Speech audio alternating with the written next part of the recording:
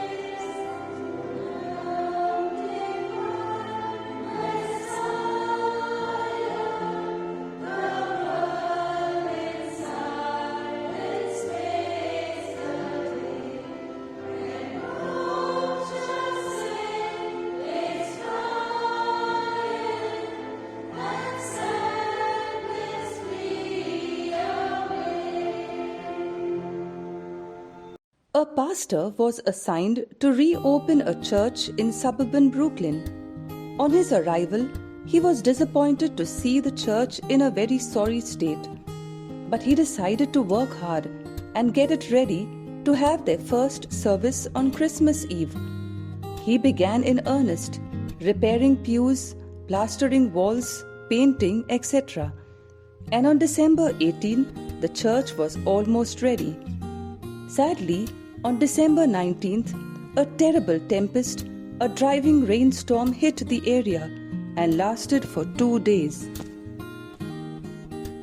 On the 21st, the priest went over to the church. His heart sank when he saw that the roof had leaked, causing a large area of plaster to fall off. Not knowing what else to do but postpone the Christmas Eve service, he left the church. On his way home, he noticed a sale for charity, so he stepped in. One of the items that caught his attention was a beautiful handmade crocheted tablecloth with exquisite work, fine colors, and a cross embroidered right in the center. It was just the right size to cover the hole in the front wall, he thought. He bought it and headed back to the church. It had started to snow. He saw an elderly woman running from the opposite direction. She had just missed the bus. The priest invited her to wait in the warm church while he began to put up the tablecloth on the destroyed wall. He was pleased to see how it covered up the entire problem area. Then he noticed the woman walking towards the tablecloth with a bright look on her face. "Pastor," she asked, "where did you get that tablecloth from?" The pastor told her the entire story. The woman asked him to check the lower right corner to see if the initials EBG were crocheted into it. And indeed they were. These were the initials of the woman who had made this tablecloth 35 years before in Austria. The woman explained that before the war, she and her husband lived in Austria. When the Nazis came, she was forced to leave. Her husband was going to follow her the next week, but was captured and sent to prison. She never saw him or her home again. The pastor wanted to give her the tablecloth, but she told him to keep it for the church. He then insisted on reaching her home. Thanks to the tablecloth on the wall, the Christmas Eve service was possible. The church was almost full. The music and the service were great. At the end of the service, the pastor greeted everyone at the door. One older man continued to sit in one of the pews, staring at the tablecloth. He asked the pastor from where he had got it and told him that it was identical to one that his wife had made years ago when they lived in Austria.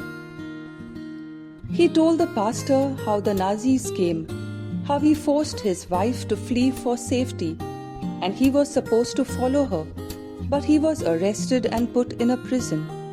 He never saw his wife or his home again in all the 35 years between. The pastor asked him if he would allow him to take him for a little ride.